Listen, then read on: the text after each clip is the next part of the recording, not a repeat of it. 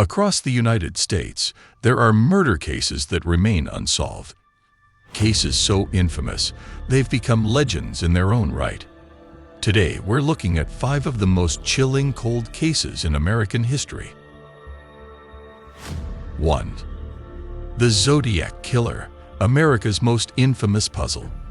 It was the late 1960s in Northern California. Hippie culture was blooming, but so was also something far more sinister. A mysterious figure begins taunting newspapers with handwritten letters, and not just threats. These letters came with cryptic ciphers, daring the public to decode them. And the media ate it up. They published everything, the letters, the puzzles, and asked everyday folks to join the manhunt by cracking the codes. One of the earliest messages, nicknamed the 408 cipher, was solved pretty quickly. Its chilling message: "I like killing people because it is so much fun." Then there's the 340 cipher, which stayed unsolved for over 50 years, until a group of amateur code breakers finally cracked it in 2020. That message started with, "I hope you are having lots of fun in trying to catch me." But for all the clues and creepy taunts, authorities have never officially identified the Zodiac Killer. Dozens of suspects were investigated, but none could be definitively linked. The most famous of them, a man named Arthur Lee Allen, was a school teacher with a shady past. He was even institutionalized in 1975, though for crimes unrelated to the Zodiac case. Now here's where things get even more confusing. Officially, the Zodiac is tied to 5 deaths. But some believe he may have been active before 1968 and possibly continued into the 1980s. And that opens up the victim count big time. We're talking dozens of potential cases with that same eerie pattern: cryptic messages, unexplained disappearances, and that never-caught killer. 2. The tragic mystery of John Bennett Ramsey.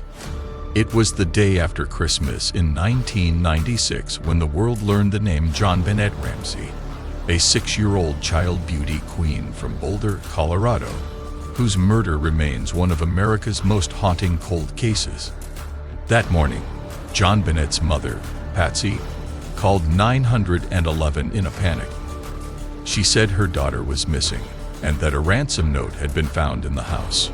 It asked for $118,000, the exact amount of her husband's recent bonus. A strange and unsettling detail, to say the least. But just a few hours later, the situation became even more disturbing. During a second search of the home, John Bennett's father, John Ramsey, discovered her body in the basement. She had been gagged and murdered, suffering a blow to the head and strangulation with a homemade garrote fashioned from one of Patsy's paintbrushes and a piece of cord. Investigators later confirmed there were signs of sexual assault. The investigation that followed was a media storm and a procedural mess.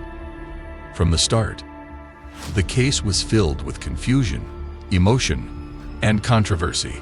There was no sign of forced entry. The ransom note was unusually long and oddly theatrical.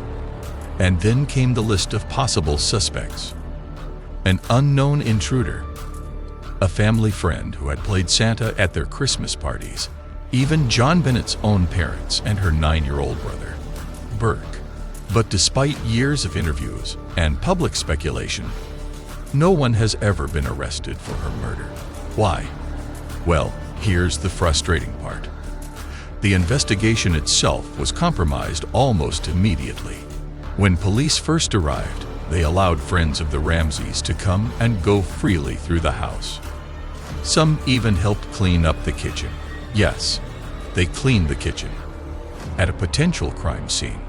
And so, whatever crucial physical evidence may have existed, footprints, fibers, fingerprints, all could have been wiped away before investigators even had a chance to find it. To this day, theories abound. Was it a kidnapping gone wrong? A case of family violence? A terrible accident covered up? Or something else entirely? Almost 30 years later, we're still left with more questions than answers. At number 3, we have the Black Dahlia, Hollywood's most chilling cold case. In the early hours of January 15, 1947, a woman taking a walk with her young daughter in a quiet Los Angeles neighborhood stumbled across what she thought was a broken mannequin. But it wasn't. It was the cadaver of 22-year-old Elizabeth Short, a young aspiring actress who quickly became known by a now infamous nickname, the Black Dahlia. The name was a grim play on her signature black-style clothing and the noir film The Blue Dahlia, which had been released the year before. And from the moment her murder hit the headlines, the case took on a life of its own. Details of the crime were so explicit. Short's body had been cleanly severed in two. She had been drained of blood, and her face was cut into a grotesque smile, and in a time before forensic science could do much with a crime scene. The investigation was more about headlines than hard evidence. Reporters painted Elizabeth as a party girl and an attention seeker, focusing more on her social life than the fact that she had been brutally murdered.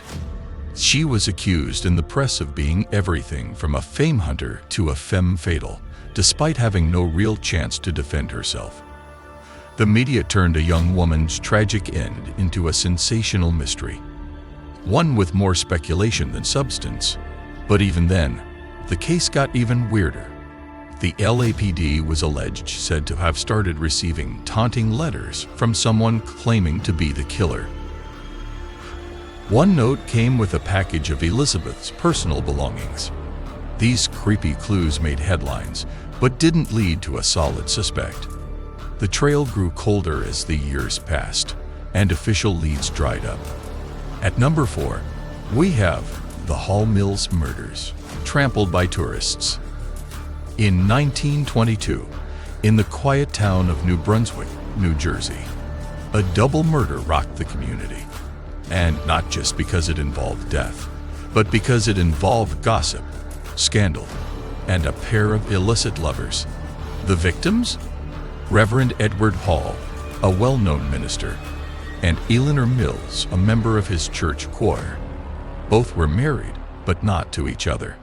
The two had been carrying on an affair that was apparently not so secret, at least to the rest of the town. On the night of September 14, they each left their homes separately to meet in private. Neither returned. 2 days later, their bodies were discovered under a crabapple tree along a stretch of dirt road that had become a kind of unofficial lover's lane. The crime scene was grisly, even more disturbing. An autopsy revealed some inhumane outcome, almost like someone was silencing her permanently. Their bodies had been carefully arranged, as if in a final embrace. Needless to say, this wasn't just a murder. It was personal. The press had a field day. Headlines screamed with drama and speculation. Everyone in town seemed to have a theory. And yet, both Hall's wife, Frances, and Mills's husband claimed to have had no idea the affair was happening, something that made the public and the police raise their eyebrows. Frances Hall became the prime suspect, along with her 2 brothers, William and Henry Stevens. They had motive, they had means, but what they didn't have, at least according to the jury, was enough evidence.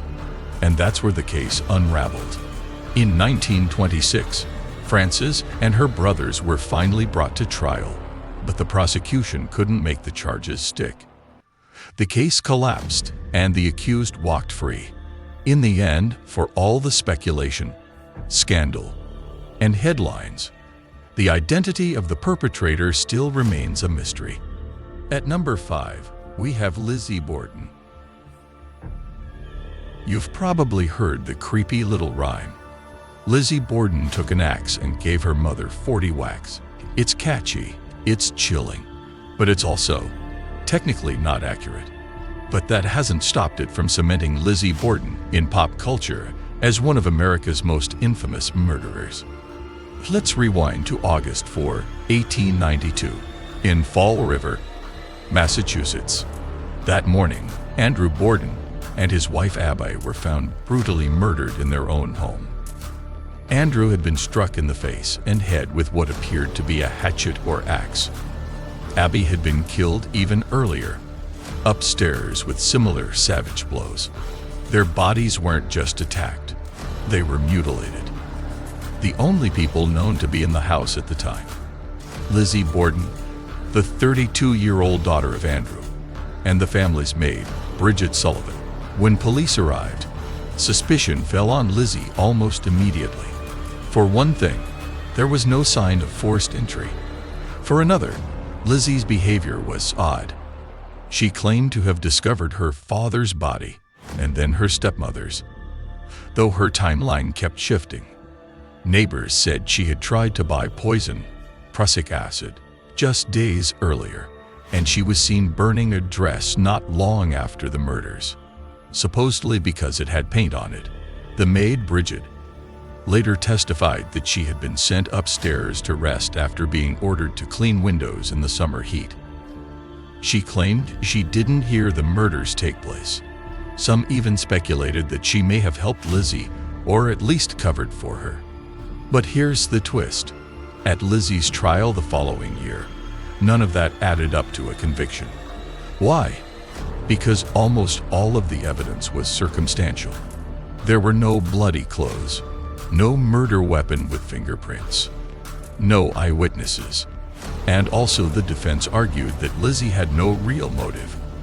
And besides, could a respectable woman from a wealthy family even be capable of something this violent? The jury, made up entirely of men, seemed to think not. After a brief deliberation, Lizzie was found not guilty. And that was that. No one else was ever arrested for the murders. Lizzie lived out the rest of her life in Fall River, though she was largely ostracized by the community. To this day, theories abound. Was it Lizzie? Was it the maid? Or did someone else sneak in and out without being seen? We'll probably never know for sure. If you enjoyed watching this video, please show support by leaving a like, share, and hit the subscribe button so you could catch up with a lot more of our contents. Until then, see you next time.